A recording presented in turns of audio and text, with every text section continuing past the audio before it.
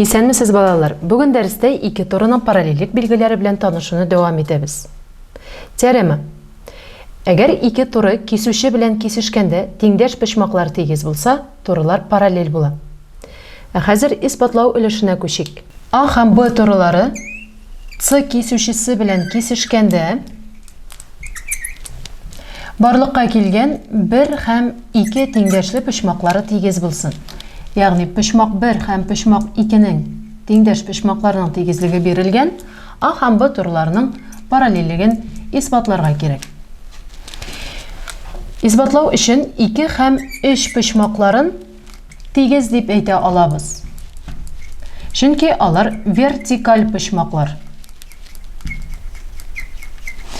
Үз чиратында 3 һәм 1 почмаклары тигез. Алар А һәм Б турларын С кисүчесе белән кискәндә барлыкка килгән аркылы ятучы почмаклар.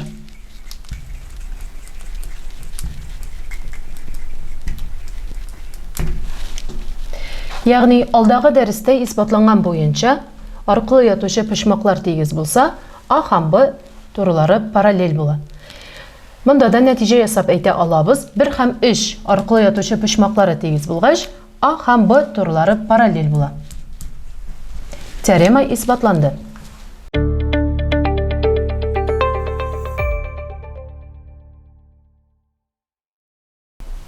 Алдагы теоремага күчәбез. Әгәр ике туры кисүче белән кисешкәндә якташ почмакларның суммасы 180 градуска тигез булса, турлар параллель була. Исбатлау өчен шулай ук А һәм Б турларын карыйбыз. Һәм аларны С кисүчесе кисеп үтсен. Һәм анда барлыкка килгән 1 һәм 4 почмаклары суммасы 180 градуска тигез булсын.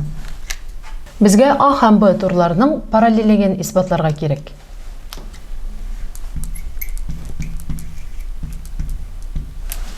Исбатлау өчен 3 һәм 4 почмакларын тикшерик.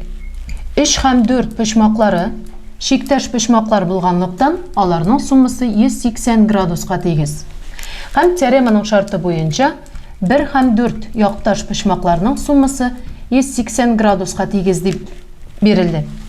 Бу ике тигезлектән чыгып нәтиҗә ясый алабыз.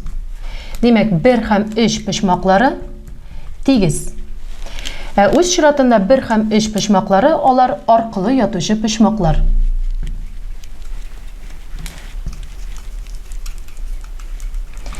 Димәк, А һәм Б турлары параллель. Теорема исбатланды.